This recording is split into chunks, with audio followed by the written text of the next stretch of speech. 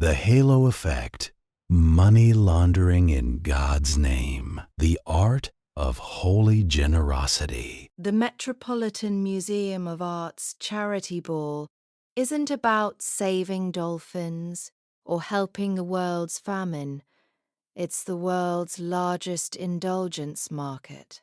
I stood at the top of the stairs in a Schiaparelli gown embroidered with gold thread that cost the budget of a small African state. Below, a sea of tuxedos and diamonds swirled. These people didn't come here to give. They came to buy the right to be considered good people.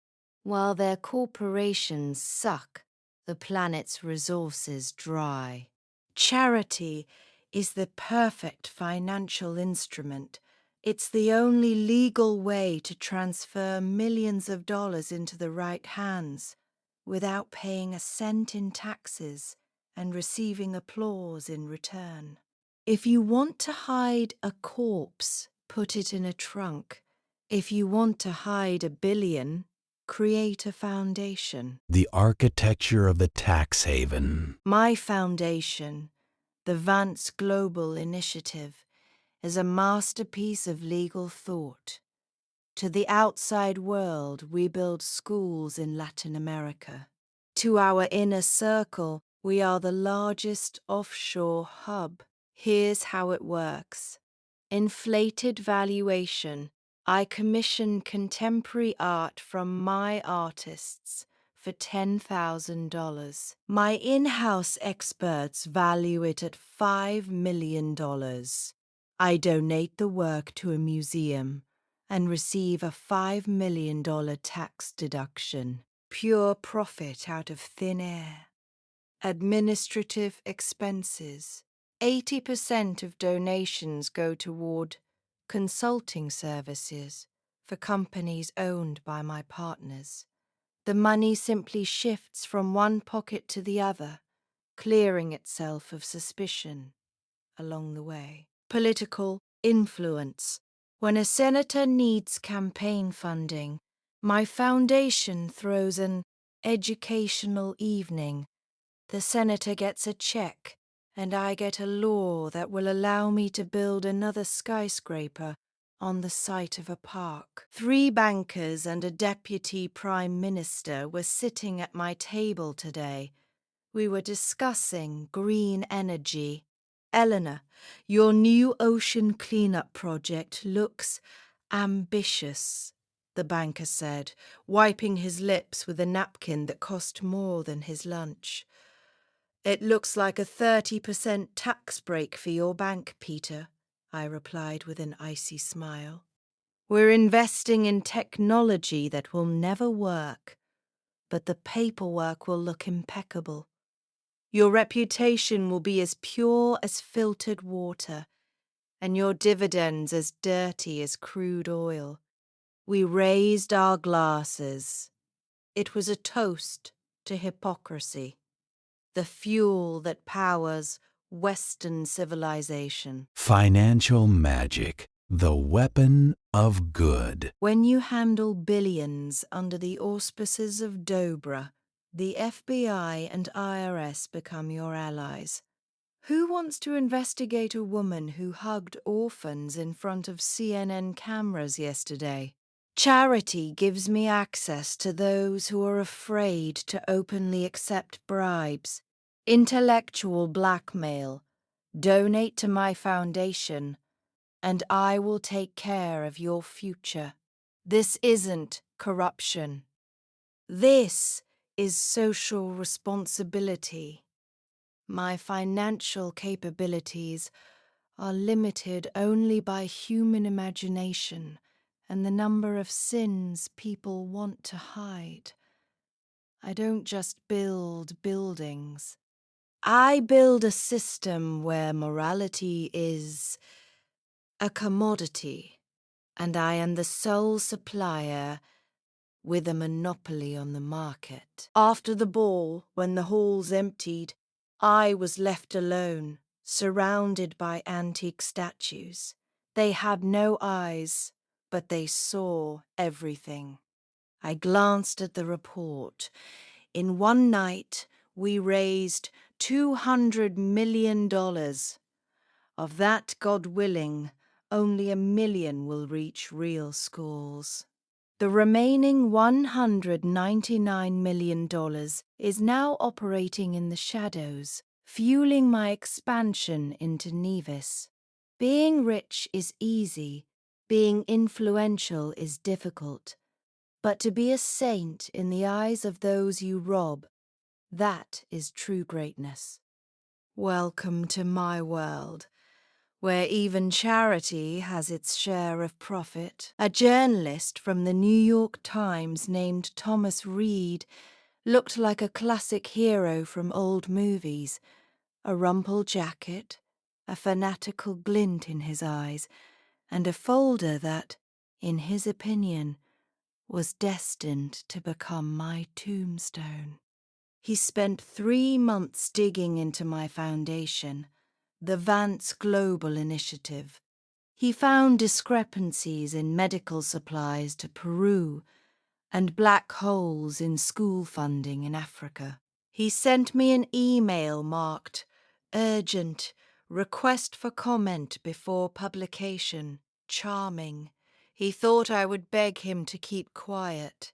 The problem with idealists is that they believe the truth has a market value. They think exposure is the end.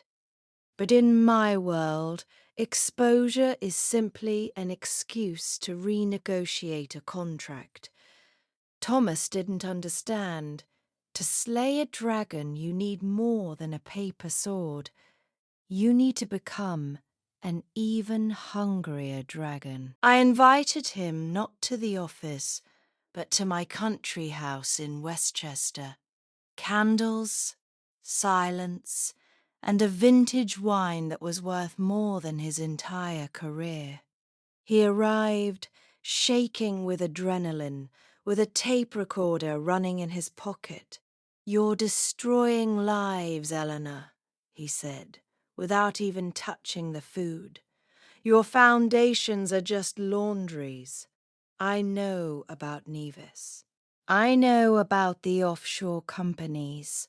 The world will know about this tomorrow." I sipped my wine slowly, looking at it like a rare but doomed insect. "Thomas, tomorrow the world will only know what I allow it to know.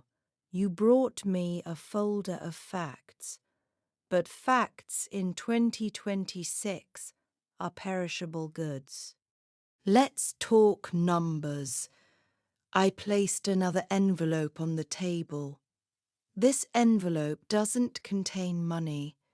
These are the documents granting ownership of your publication through 3 shell companies. I bought a controlling stake in your holding company today at 2:45 p.m. Your article won't be published because the editor-in-chief now works for me. But that's not the most interesting part." I leaned closer.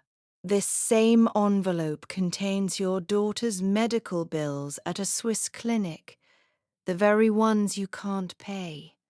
I've already paid them off, completely." The price of silence versus the price of life. A silence fell over the room, piercing as if it could be cut with a knife. Thomas paled. His recorder in his pocket no longer felt like a weapon, but like incriminating evidence. "Is this a bribe?" he whispered. "No, Thomas. This is an investment in loyalty. You can publish your article elsewhere, become a hero for an hour, lose your job, and watch your daughter lose her treatment. Or you can head my new corporate ethics department with a 7-figure salary. You'll write about how we're saving the world. And the funniest thing is, you'll start believing it. Because a person needs something to believe in to keep from going crazy from their own venality." He didn't leave. He took a glass of wine. It was the sound of a broken back. Another soul added to my asset register. Nevis, the birth of a digital leviathan. Leaving the ashes of my old reputation in New York, I flew to Nevis. Here, among palm trees and turquoise water, something more than just villas was being built. Here, Vance coin was being developed, the first cryptocurrency backed not by mathematical code, but by real political influence.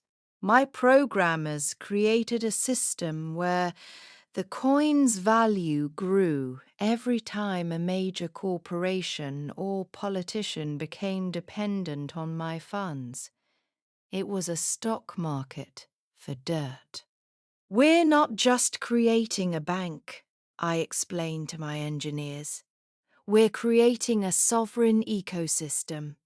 If the US decides to freeze our accounts, we'll simply cut off their elite from our loyalty system. We'll become their central bank of conscience. Financial infinity. My possibilities in Nevis became limitless. We began buying up the debt of developing countries, not to repay it, but to secure the right to their mineral wealth. Lithium, cobalt, water, all of it flowed into my hands under the guise of restructuring assistance. Real power is when you can print money that's worth more than gold, because it's backed by the fear of those who rule the world. I no longer play by Wall Street's rules. I am Wall Street. I am the law. And soon I will be the only reality.